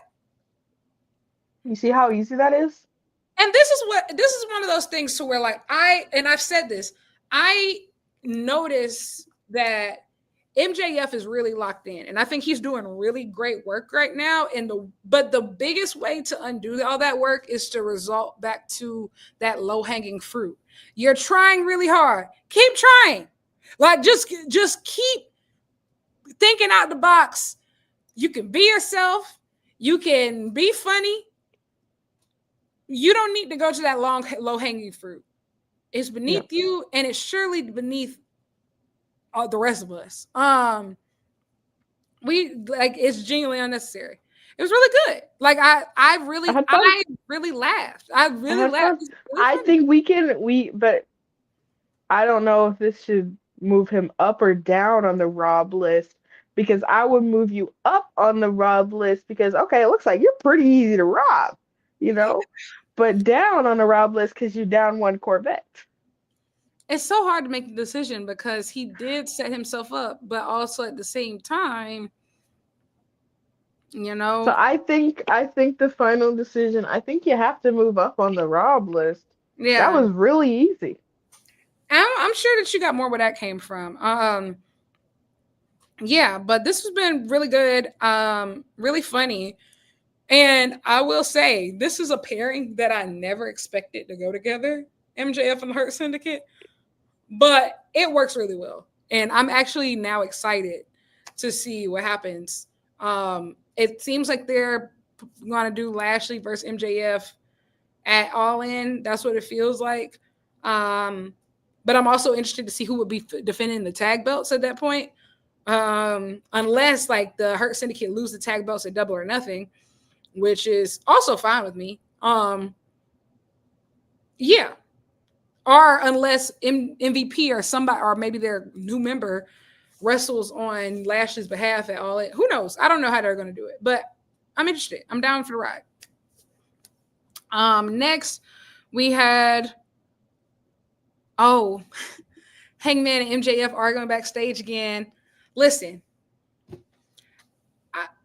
for reasons that we saw in the main event, I'm trying really hard not to get my hopes super up about what makes most sense for All In. I'm really trying not to like get my hopes up about Hangman winning the Owen. But man, he makes it really hard. Not like he's one person that I can't help but believe in, even though like it never shakes out like ever. And even MJF pointing out all of his, like all of his shortcomings and stuff of just like, you never win the big one. When it makes me think like, oh, he's finally going to do it. He's going to do it. He's going to do it. And I don't know, man. But, first off, I get where everybody's coming from. And I don't disagree with you. I feel the same way. I would love for Hangman to win this. Do I think he's going to win this? No. Mainly because what we later saw was Ospreay teaming up with Brody King for some reason. And my bigger point being Ospreay doesn't have any creative direction outside of this. Hangman has options. So if it comes down to those two, I don't think that you're going to go, I don't think that it's going to be Hangman, who could be involved in other things, versus Ospreay, who would be shit out of luck in terms of, build for other programs. However, I will say a certain WrestleMania result does put a question mark on what Ospreay is doing at All In for me, because I'm not saying that he doesn't re-sign, but I'm not saying that he does either. He said he wouldn't go into the TNA Hall of Fame because it was disrespectful to the Fed. I don't think he's leaving, brother. Was that before or after he was laying on his back for Logan Paul? It was like the day before, but he knew. That's fair. But I don't know. I hope that it's Hangman. You always hope that it's Hangman. But I mean, at the same time, though, like, what good does that do? For all of us thinking it was going to be Hangman Swerve, and now it's not going to be Hangman Swerve, whether it's Hangman Joe or Hangman Mox, to me, it's not as fulfilling because you did it through a tournament and you did it with the program that we thought, without the program that we thought it was going to be. So fair, but no, actually, so Ospreay Mox is more fulfilling? No. But here's my difference, right? Ospreay doesn't have anything going on. See, here's the thing. My thing is, I think Hangman has done too interesting and too good of a job with character work for him to win the belt off of Mox without really getting into it with Mox, without really, he's done really in-depth things with other people that it would make more sense for the world title to be involved in. I don't know. Just to me, I'm just like, Hangman is too interesting and too layered for him to have a world title, and for the payoff to feel big enough if it's not like fully invested in. I don't want to hear damn title, is what I'm saying. But here's the thing. I don't think that a hear damn title and All In like even go together in the same sentence. Like I hear what you're saying, but this is my problem with Ospreay at this point, is that because he's lacked direction for so long and you've kept him away, now it feels like between you then have 2 months to build up a world title program that's going to headline this show and put butts in seats. And I'm gonna be honest, that I don't foresee that going well. Maybe they just don't care. That's totally fine too. But it's just he's been so isolated from it all. It's just going to, for me, it's just going to feel kind of out of nowhere versus I do think, and here's the thing, I think that they're probably not going to go my way. I get where you're coming from with that. But Hangman and Mox actually have, Hangman's redemption story starts with Mox. And we take that all the way back to like, for it to like, to make complete sense, like, it just feels like that's where the story, even going back to World's End, he never got the one-on-one shot. Even all this stuff now. Think about who the Death Riders my issue, well, I guess there's issues, honestly, if you go either way. Me. Correct. Because if you go with Hangman, okay, fine, we can do all these recalls to, you know, to the way that you and Mox have been interacting throughout the time, but knowing that Mox is the Mox that he's currently portraying, to me, that I guess maybe that's why the payoff is not as interesting to me. I agree. Because of the Death Rider shit. What the fuck are you doing? I agree. This was not the ideal way. But on the other side, if it's not Ospreay, you really, really dropped the ball on real fucking Ospreay. If it's not Ospreay at this point, he has no direction, none. He's one of the best wrestlers in the fucking world, and he's one of the most charismatic people on your roster. He's an instant guaranteed pop and has been from the beginning, and you have no idea where to put him. And I think that you put yourself in a corner either way, because the Mox Hangman thing is not going to be as interesting as it could be. But on the other side, you know, if it's not that, I think then you risk the fans turning on Ospreay eventually. And I think also too, because he's either going to hold the belt for a short amount of time and people are going to be pissed, or he's going to hold the belt for a long amount of time. People are going to be pissed. Or worse, think that though. Here's the thing. I understand. Like, I get it. Will Ospreay is like a phenomenal talent. But I genuinely don't think that he has yet had. He's had some amazing matches in AEW, some incredible matches. I don't think that he's had that defining feud yet. And he's not going to get it or if he wins the world title right now, like at All In. I don't think that that's going to happen. And I don't disagree with you. There's really no great solution, just because, like, the thing is, Ospreay is going to be almost worse off than Swerve was when he held, because the thing is, Swerve, even though his championship reign wasn't as long, he had not just good defenses, but he got to lose the championship to Bryan Danielson and All In, and said he's the one guy who gets to lose a world championship and come out of it honestly higher than he was going into it. Ospreay, I don't think that break glass in case of emergency. I would have Ospreay drop. I think also too. But I get where you're coming from. Yeah, and I think also too, we're big Ospreay fans, but I'm gonna be honest. I also have been watching Ospreay long enough to know that when his worst urges come it's almost unbearable. And I feel like MJF. I don't disagree with you. Yes, I feel like MJF Ospreay was a really good example of that. Y'all, Ospreay versus Mox might actually make you end up hating Will Ospreay, and I mean that. I don't agree with that, and I don't agree with the statement about the MJF feud. Actually, that first match, they brought out all of each other's worst instincts, all of them. Well, but here's the thing. I think that part of, and oh my God, I don't want to sound like Ospreay's number one fan, but I think that it's okay. I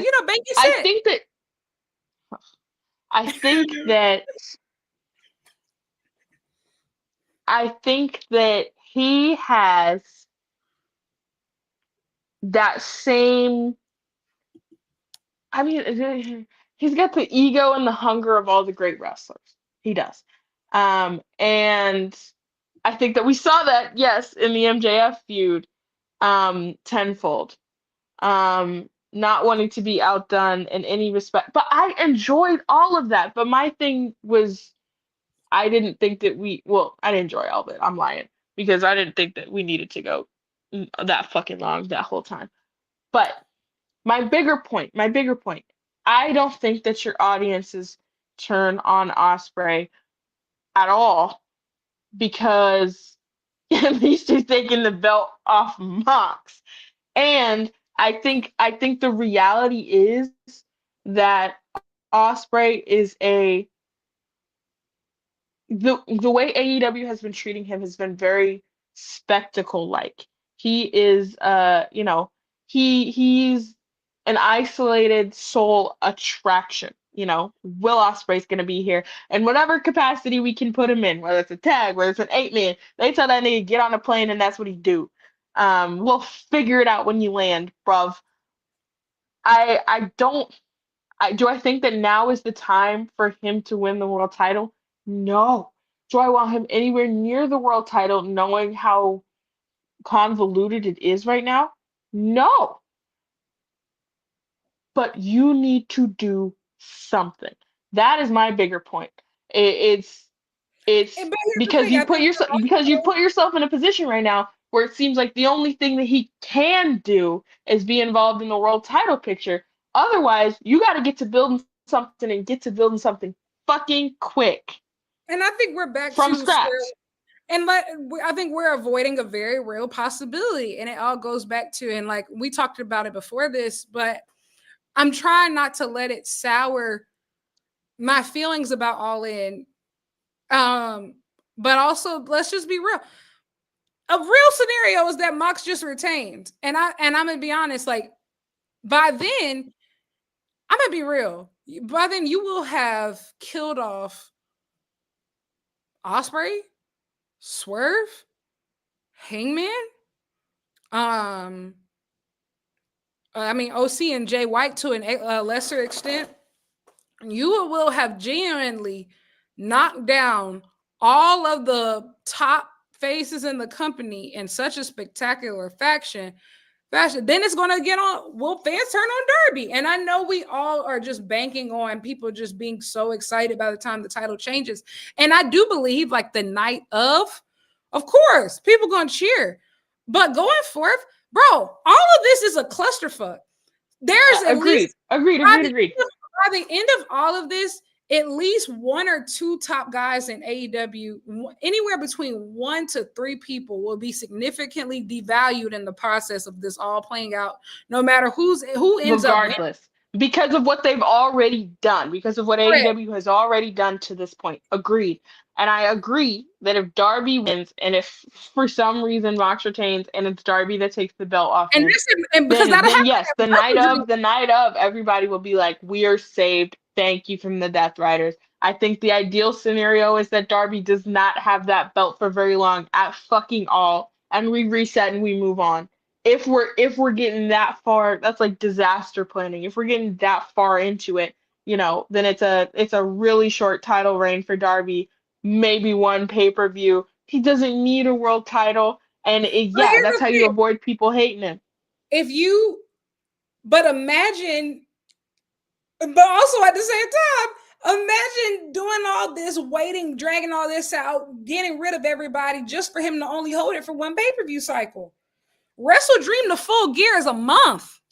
I think that people will forgive that. I think that we'll talk about it in these more. I think we'll talk about it in these more analytical, like senses. I think, we'll talk about it like that. At that point, he's a baby face, and so you know how AEW feels completely incapable of doing a face versus face or heel versus heel matchup. So you want to hear what my actual answer is? They gonna turn Hangman or back heel or Osprey back or Osprey heel or no. My solution to this is Kinosuke Takeshita.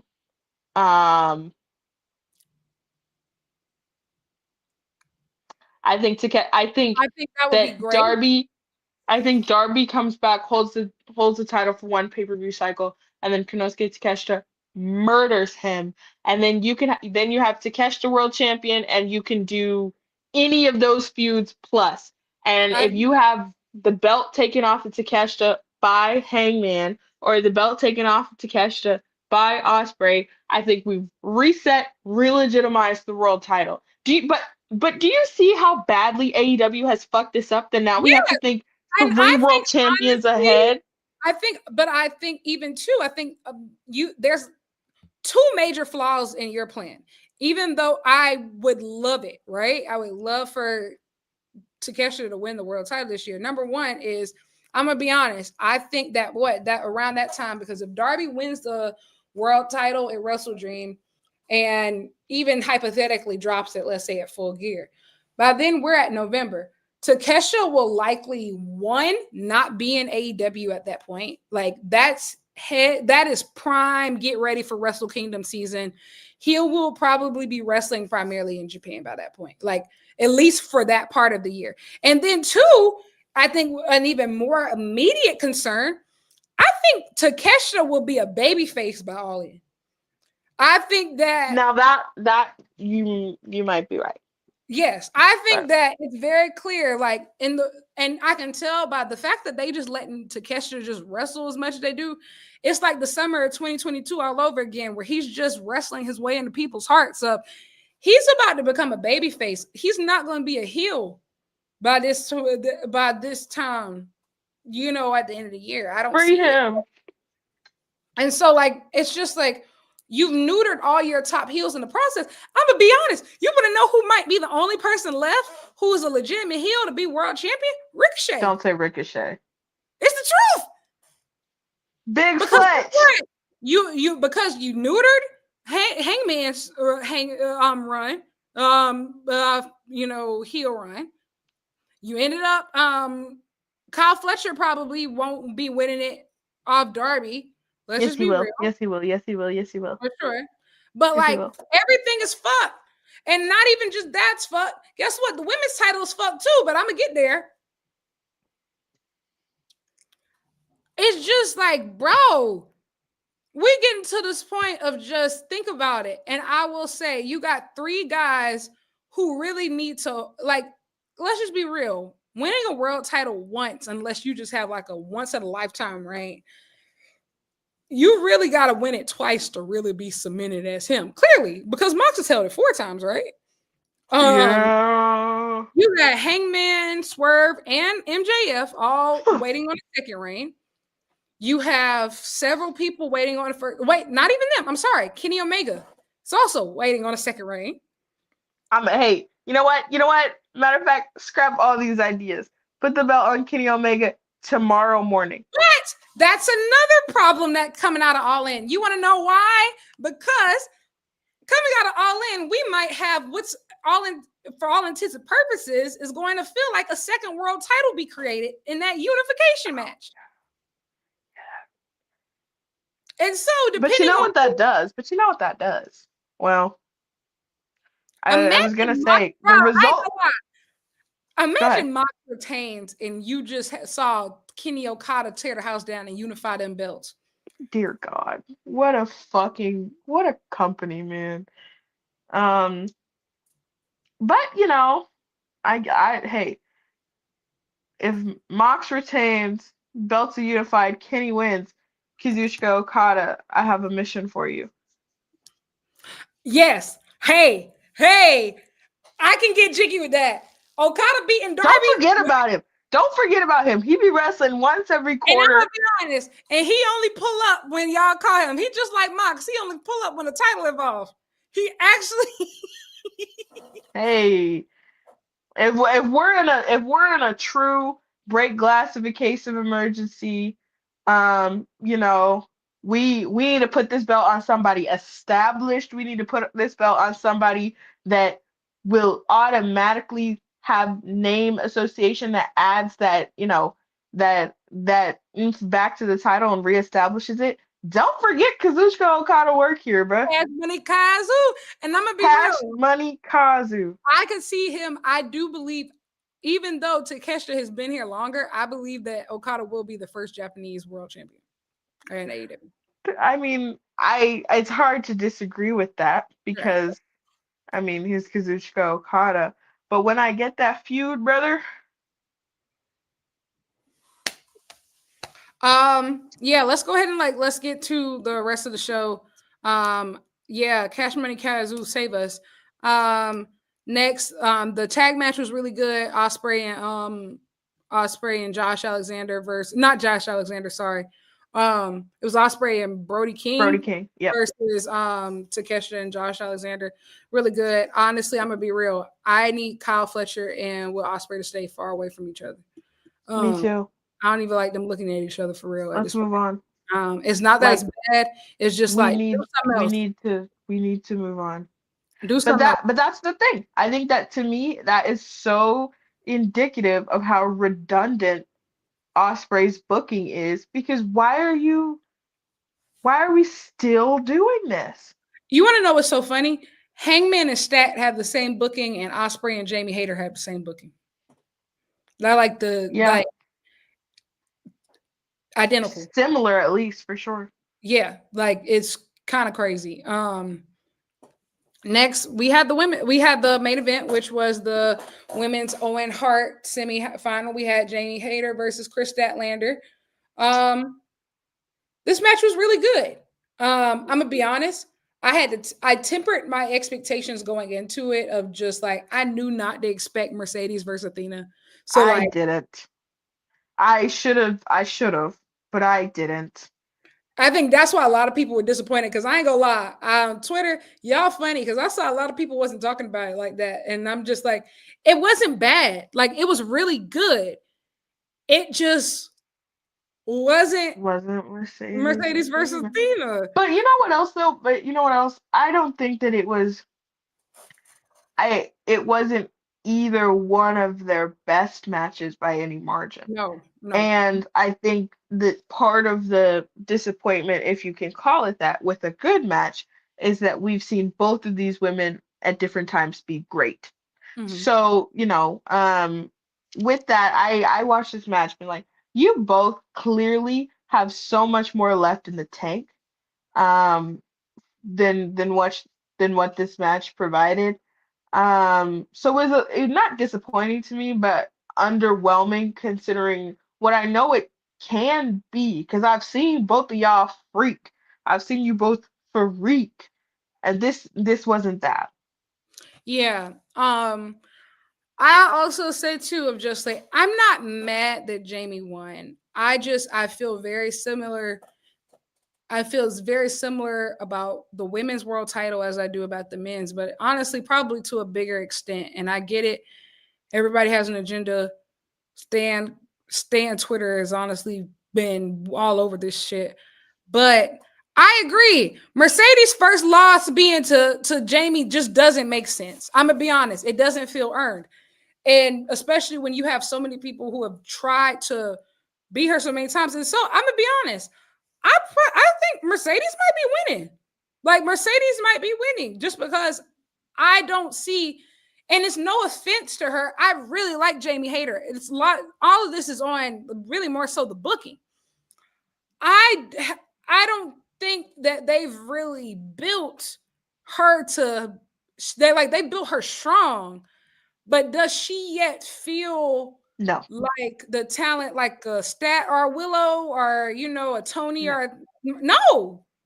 And I don't think not since the injury, no, and I don't think I can't point to that one great Jamie Hayter match, right? Like that one great Jamie Hayter match since like the injury. Like very good matches, yes.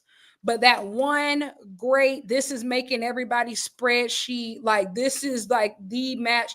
Stat over the past year has at least 3, 4. Willow has at least 3. Mercedes has about 5, 6. Tony has a couple. I'm gonna be honest. Well, I'm just like, when I didn't want Mercedes to win this tournament in the beginning. Mhm. Now, I'm like, well, if she wins, what if she beats Tony? And we do Mercedes Athena for every belt in every company. Um, uh, which does unfortunately move me. It does. But where? I'm gonna be honest. When will there ever be a more perfect that's where time and place is so important, right? When Agreed. will there be another more important time for Athena to beat Mercedes outside of her hometown? Like Arlington, Texas, that's her city. If there was ever a Agreed. place for her to win all the belts and all the golds, that's her night. And I will be honest, I will be very disappointed. Don't get me wrong. Y'all know how much I love Mercedes, and I'm just such a fan of everything she does. But I will be very disappointed if we brought Athena back to AEW TV To lose. for her to lose and not get back in her hometown. I'm gonna be real. That doesn't Get it. And not in a Ring of Honor type way. Like it's her time. And it goes back to the thing of we already held up the women's division for 18 months with the Tony versus Mariah the thing, right? Tony won back the title. Mariah may or may not be coming back, which is an even bigger thing of you pushed the people who care. Because I'm gonna be honest, Tony wasn't having good matches her entire timeless gimmick. She wasn't. Neither was Mariah. You want to know who? And I'm gonna be honest, even Mercedes had a little weird little moment for a couple months. The backbone of the women's division at All Elite Wrestling Willow Nightingale. Willow Kris Nightingale, Statlander. That's who carried the division week in and week out. That's whose name is on the 2024 Match of the Year list just as much as Mercedes. They carried it, and it's at the point to where if Mercedes wins that belt, I'm gonna be honest, she's probably gonna hold it for a really long time, rightfully so. But how much more are you gonna push your homegrown talent down? Like down the ladder. It's one of those things. I completely agree with you. I just think that honestly, for both world titles right now, when you look at it and you look at the top, not even just the world titles, but like your main event scene, it's a lot of damage control because Correct. people didn't have the foresight to think, okay, what comes after what comes next, you know? It's really one of those things. It's really unfortunate, and I don't know. And it's one of those things where you don't want to. I don't want to get back into the specifics, but especially let's assume that Mariah does go to WWE and you are essentially, it goes kind of back to Double or Nothing 2022. You're sending a message that either you putting over people who are either ex WWE or who are just basically taking this. Yeah, on the way. And there are people, specifically Willow and Stat. These are people who are not WWE, but AEW lifers. Are people who really they have demonstrated that time and time again. I was okay, so then where does that get you? Is there a point to being that, And none of these people, one of Mariah's only really good matches outside of Tony was with Willow when she wrestled her on pay-per-view. Kris Stat got Mercedes back into her groove these are people who have had consistently great matches with everybody in the division, whether it's been the high profile signings, whether it's been some of the girls lower on the card. And it's just I don't know, man. And incredibly consistent, incredibly over all of the time. Willow was the most over part of the men's world title scene. Still is. Still is. I don't know. My God. It's really frustrating, and I really hate that for them because, I know people are like, "Oh yeah, their time is going to come." When that's why I also say Hangman. Kris is the Hangman of the division. Think about how many stars she's made and how little she has to show for it. Even her TBS title reign was fairly short. Not as short as Willow's, but still fairly short. I don't know, man. Like, I think the best case scenario is probably Toni versus Jamie at All In. Jamie's going to have to turn heel significantly because Toni Storm is over. Even though she's the one who wronged Jamie going back, it's like, I don't know. You're gonna have to really turn heel to get anybody to go against. Like, if you're gonna go up against Toni at this point. Bad. And I'm gonna be honest. The only I don't see a lot of people who either that really just started watching AEW in the last couple of years. I don't see a lot of those people really getting behind Jamie. And I think it's because I don't think that they've done a super great job of explaining what she did mean to the women's division before she left. If you weren't actually there watching her at that point, I think those are the only people who see Jamie Hayter as a equal to like all of the other division's top stars. I'm one of those people, right?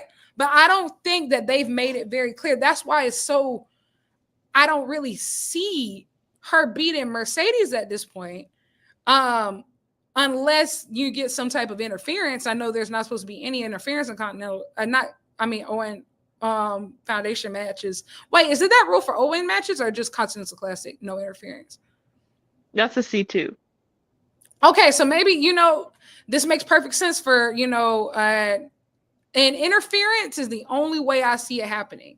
But I really think that it's unfortunate because the story really was right there for like Stat to beat Mercedes on the third try. It was really right there, but I don't know. I don't think Mercedes should win. And I think that the Athena match, especially after the performance, that we know they have more in them. And I think that also too, I think for the health of the women's division as a whole, it's time to make new champions. It's time to whatever, putting the championship back on Jamie, whatever. At this point, it is what it is. But nah, Mercedes can't win. And I say this as somebody who loves her, and I think she should be world champion. And when she has it, she should hold it for a long time. But holding that and all these other belts too at the same time, that's kind of crazy, y'all. That is kind of crazy. No. But yeah, that's it. Dani, do you have anything to close? No. All right. What about you? This has been fun, everybody. Thank you for joining us for the Dynamite Diaries. You can find us as always on the Twitters. We'll be talking about. Maybe I shouldn't listen to it because y'all made it sound like that roast was really awful. It was disgusting. Oh my God. So I'll just read the highlights from the aggregators and lowlights. YouTube, lowlights. And be disgusted. But yes, thank you everybody for watching. We will catch you next time. Bye. Bye. Ciao, ciao.